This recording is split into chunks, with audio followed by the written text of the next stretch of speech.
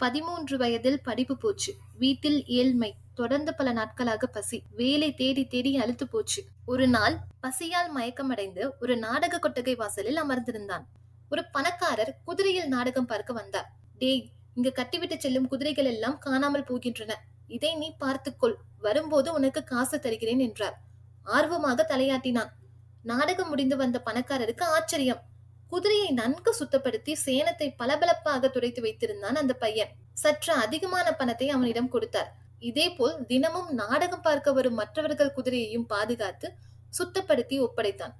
வருமானம் பெருக குதிரை லாயமே அமைத்து முதலாளியாகி விட்டான். அதோடு விட்டானா, நாடகங்களையும் கவனித்தான். மிகப்பெரிய இலக்கிய மேதையாகி விட்டான். அந்த சிறுவன்தான் உலக புகழ்பெற்ற இலக்கிய மாமேதை ஷேக்ஸ்பியர். மனிதர்களுக்கு எப்போது வேண்டுமானாலும் நல்ல நேரம் வரும். வருகிற சந்தர்ப்பத்தை மட்டும் கெட்டியாக பிடித்துக் கொண்டால் குதிரைக்காரனும் குபேரனாகி விடலாம்.